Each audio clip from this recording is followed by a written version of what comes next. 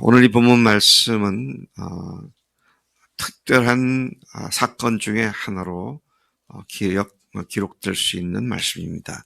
왜냐하면 헬라인이 예수님을 배우려고 한 사건으로부터 오늘의 이야기가 진행되고 있기 때문입니다. 헬라인이 예수님을 뵙자고 했을 때 예수님께서 보이신 반응이 의외인 것을 보게 됩니다. 20절에 가서 보면 순례 명절인 6월절에 이방인 출신으로서 예루살렘에 올라온 유대 개종자들이 있었습니다. 유대 개종자라면 이방인으로서 유대교로 개종한 삶을 의미하는 것이죠. 태생은 이방인이지만 종교적으로는 유대 개종자가 되어서 스스로를 유대인으로 생각하는 그런 사람들을 얘기합니다. 근데 그들이 헬라로부터 이곳 아마 헬라로부터 왔을 거라고 생각됩니다만은 이곳 예루살렘에 6월절 명절에 순례를 왔었습니다.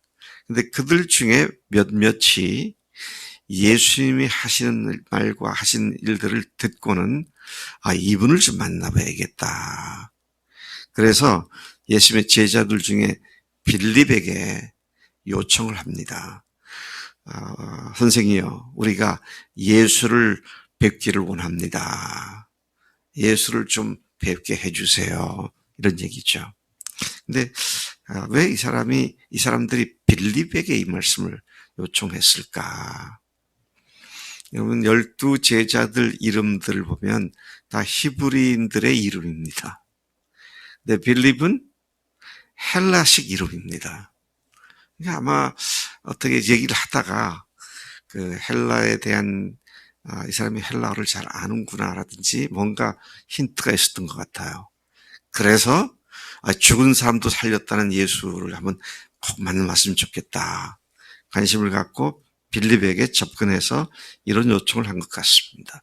그 얘기를 들은 빌립이 안드레에게 가서 그 사실을 얘기하니까 그럼 같이 가서 우리 예수님께 말씀드리자. 그래서 안드레와 빌립이 둘이 함께 가서 예수님께 어떤 헬라인들이 주님을 뵙고자 합니다. 이렇게 말씀을 드렸습니다. 근데 그 말씀을 들은 예수님께서는 좀 의아한 말씀을 하십니다. 뭐라고 말씀하십니까? 23절에 인자가 영광을 얻을 때가 왔도다. 헬라인이 좀 뵙겠다 그러는데 예수님께서 인자가 영광을 받을 때가 왔다, 가까이 왔다. 이렇게 말씀하잖아요. 이게 무슨 뜻인가요? 근데 이 말씀을 이해하려면 우리가 영광을 받을 때, 인자가 영광을 받을 때가 언제인가? 여러분 잘 아시죠? 이제는 예수님이 세상에 오셔서 영광을 받으시는 때가 언제입니까? 부활하셨을 때입니다. 부활로 말미암아 그토록 가까운 거리에서 쫓아다녔던 제자들도 비로소 이분이 하나님이시구나.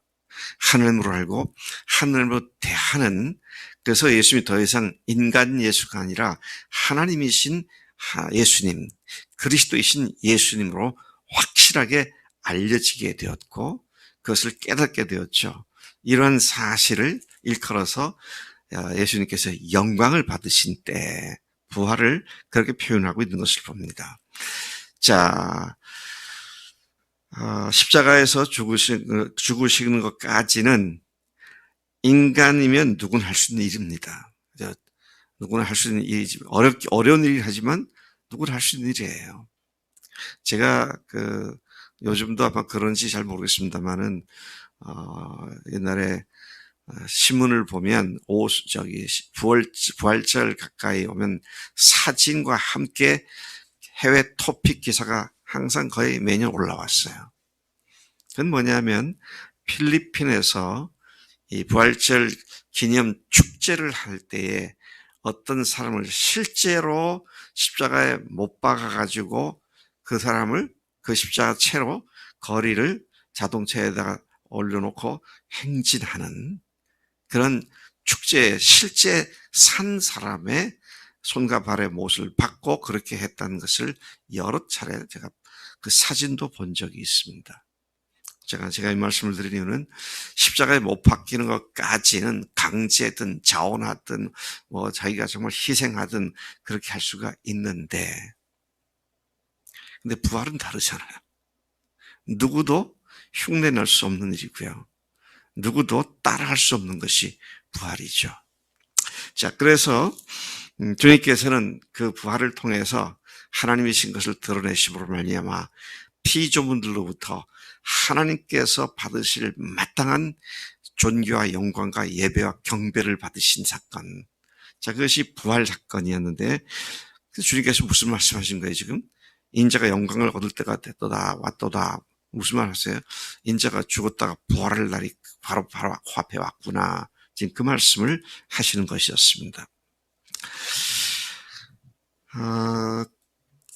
예수님을, 제자들을 비롯한 많은 사람들이 부활하신 예수를 만난 후에는 더 이상 인간 예수를 알지 않고 하나님으로, 주님으로 알고 믿고 그렇게 대했던 사실을 우리가 잘 알고 있습니다.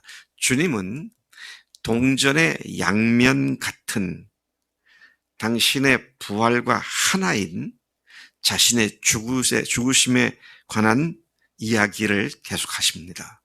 근데 그 이야기를 한 알의 곡식이 땅에 떨어져서 죽으면, 썩으면 많은 열매를 맺는 것처럼, 또 그 곡식이 죽지 않으면 열매를 아무것도 맺지 못하는 것처럼 자신의 죽으심과 부활이 어떤 결과를 가져올 것인지를 말씀하신 것이었습니다.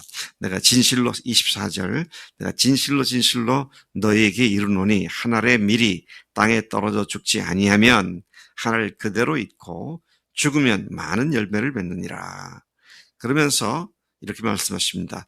자기 생명을 사랑하는 자는 잃어버릴 것이요, 이 세상에서 자기의 생명을 미워하는 자는 영원하도록 보존하리라. 우리는 지금 이게 무슨 말씀인지 잘 알고 있습니다. 그런데 그 말씀을 듣던 제자들은 어리둥절했을 거예요. 지금 무슨 말씀하시는 거야?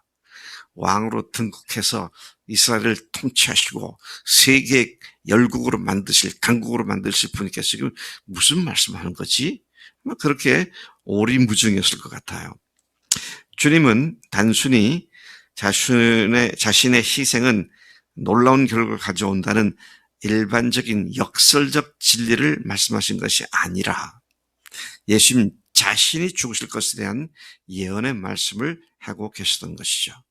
한 알의 밀알로서 예수님이 땅에 묻혀 죽으셔야만 많은 열매를 맺을 것을 예고적으로 말씀하시면서 이어서 이것을 일반적인 교훈으로 말씀하시기를 누구든지 자기 목숨, 자기 생명, 자기 몸을 위해 사는 자는 결국 그 모든 것을 잃게 되지만 이 세상 살 동안 자기 생명을 미워하는 자는 오히려 영생하게 됨을 선포하시는 놀라운 말씀을 하신 것이죠.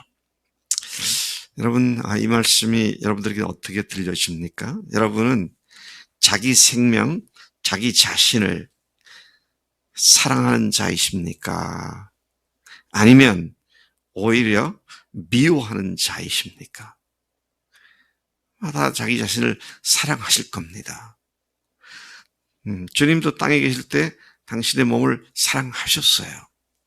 근데 이제 하나님의 때가 다가와서 이 생명을 버려야 하는 시간이 되었을 때, 포기하는 시간이 되었을 때 그것을 끝까지 지키려는 마음과 주님께 순종해서 자기 생명을 바치려는 이 두 가지의 치열한 싸움이 주님 속에 있었다는 말인 것입니다.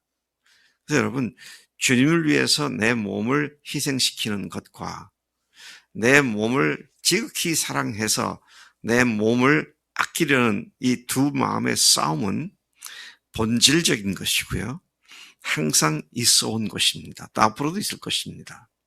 그러나 결정적으로는 하나님께서 나로 하여금 죽으라 그러실 때 죽는 결단이 있어야 우리가 승리할 수 있다. 그런 말씀인 것이죠. 우리가 누구를 섬기거나 누구를 위해서 시간을 내거나 할 때 하고 싶지 않은 마음은 자기를 사랑하는 마음입니다. 근데 죽어야겠다라고 하는 마음은 주님을 사랑하고 다른 사람을 사랑하는 마음입니다. 이 두 가지가 지금 예수님 속에서 싸우고 있다는 말씀인 것이죠. 자, 이 싸움이 절정에 이르는 것이 그날 겟세마네 동산에서의 상황이었던 것을 보게 되는 것입니다. 여러분 생각해 보세요. 나는 평소에 내 생명을 사랑하는 자로서 포기하기를 싫어하는 자인가? 생각을 해봐야 돼요. 내가 지금 누구를 사랑하며 이 일을 하는가? 26절에 이어서 주님은 주님을 섬기려면 주님을 따르라고 말씀하셨습니다. 주님의 영적 경지에 함께 있게 될 것이다. 말씀대로 순종하고 그렇게 주님을 따르면 주님의 영적 경지에 그 사람도 함께 있게 될 것이다. 여러분, 우리가 예수님을 주인으로 모시고 예수님과 내가 한 몸이 되었다고 말을 하지만 예수님의 생각과 소원과 하시고 하자는 뜻과는 동떨어져 있는 이유가 뭡니까? 네. 또 그걸 듣고 그렇게 해야 하는 거 알아도 하고 싶지 않은 이유가 뭐예요? 예수님의 그 영적 경지에서 한참 아직 멀어져 있기 때문이죠. 근데 주님께서는 지금 그 말씀하신 겁니다. 나를 따르고 순종하면 예수님께서 계신 그곳에 그도 함께 있을 것이다. 그 영적인 상태, 그 경지에 함께 있을 것이다. 그런 말씀을 하시는 것입니다. 자, 그런 사람을 아버지께서도 귀히 여기고 소중히 여기신다. 그렇게 말씀하시죠. 자, 27절. 그러나 지금은 죽음을 앞둔 주님의 마음이 말할 수 없이 너무도 괴롭다고 하셨습니다. 자기 생명을 사랑하는 것과 자기 생명을 미워하고 포기하는 싸움 한복판에 계셨음을 그대로 드러내셨습니다. 참 이 사실을 보면 더 놀라워요. 하나님이신 그분께서 이렇게 연약한 싸움 가운데 있다는 것을 굳이 알려주지 않으셔도 됐을 텐데 이걸 그대로 알려주셨구나. 왜 알려주셨을까요? 주님도 그런 싸움을 싸우셨으니 우리도 그런 싸움을 싸우는 것은 당연한 일이다. 그런 사실을 알려주기 위해서 하신 말씀이라고 생각되었습니다. 그 시간에 주님께서 기도하십니다. 아버지께 기도하세요. 아버지여, 나를 구원하여 이때를 면하게 하여 주옵소서. 얼마나 괴로우면 겟세마네 동산의 마지막 기도가 바로 이 기도였는데 이 기도가 이미 이때도 헬라인이 왔을 때도 하신 기도입니다. 그러나 내가 이를 위하여 이때에 왔습니다. 자, 그런 피하고 싶은 마음의 소원도 있었지만 자신이 누구고 왜 여기에 왔는지를 주님은 분명히 아셨기 때문에 그런 것을 굳이 피하려고 그쪽을 택하려고 하지는 않으신 것을 봅니다. 주님은 자신 앞에 놓여있는 고통의 시간, 곧 아버지 하나님으로부터 버림받고 지옥의 형벌을 받으시는 어마무시한 고통을 피하고 싶은 갈등 속에서 결론은 자신이 바로 이때 이 일을 위하여 세상에 왔다는 사실을 다시 기억하시고 상기하신 것이죠. 28절입니다. 아버지여, 아버지의 이름을 영광스럽게 하옵소서. 무슨 말입니까? 나로 하여금 순종함으로 아버지께서 가장 존귀로운 영광을 받으시옵소서. 그의 그날 아버지 앞에 짧게 드린 기도의 결론은 자기가 아니라 아버지의 영광이었음을 잘 보여주고 있습니다. 자, 이때 아들의 기도를 들으신 아버지 하나님께서 하늘로부터 말씀하십니다. 참, 이것도 놀라운 광경입니다. 기도하니까 하늘에서 하나님께서 친히 음성을 들려주시면서 응답하시죠. 내가 이미 영광스럽게 하였고 또다시 영광스럽게 하리라. 자, 하나님께서 이 기도를 들으셨고 또 그렇게 하시겠다고 그렇게 말씀하시는데 매우 흥미로운 사실은 같은 장소, 같은 시간에 같은 하나님의 말씀을 들은 곁에 있던 사람들은, 곁에 있던 무리들은 뭐라고 들었습니까? 천둥 소리라고 들었습니다. 천사가 뭔가를 얘기했나 보다. 그렇게 얘기를 했어요. 그래도 천사가 뭐라고 했나 보다라고 하는 건 천둥 소리 들은 것보다는 조금 영적으로 나은 것 같아요. 그러니 나한들 무슨 소용이죠? 똑같이 하나님 말씀을 못 들었는데. 그래서 우리가 천둥 소리가 아니라 천사 같다고 생각했다고 다른 사람에게 우월감 가질 게 아무것도 없어요. 하나님 말씀을 똑바로 들어야죠. 하나님을 똑바로 듣는 것이 필요하죠. 자, 그들의 말을 들은 예수님께서는 이렇게 말씀해요. 이 소리가 난 것은 나를 위한 것이 아니라 너희를 위한 것이다. 예수님께서 아버지께서 당신의 기도를 안 들으실까 봐 간절하게 기도한 그것이 아니고 여기 있는 너희들이 내가 누구인지를 분명히 알게 되기를 위해서 내가 너희들을 위해서 하나님께서는 응답하신 것이다. 그렇게 말씀을 하고 있는 것이죠. 이제 이 세상에 대한 심판이 이르렀으니 이 세상의 임금이 쫓겨나리라. 공중권세 잡은 마귀가 예수님이 죽고 부활하심으로 말미암아 이미 심판을 받았고 우리 마음에서 믿는 사람 마음에서 영원히 쫓겨나 버리는 그런 사건에 대한 예수님의 예고적 말씀인 것을 보게 되죠. 이어서 말씀하십니다. 내가 땅에서 들리면 모든 사람을 내게로 이끌겠노라 하시니 이렇게 말씀하시면 자기가 어떠한 죽음으로 죽을 것임을 보이심이로라. 자, 내가 땅에서 들리면 이건 죽으시고 부활하신 뒤에 승천하신 걸 얘기하잖아요.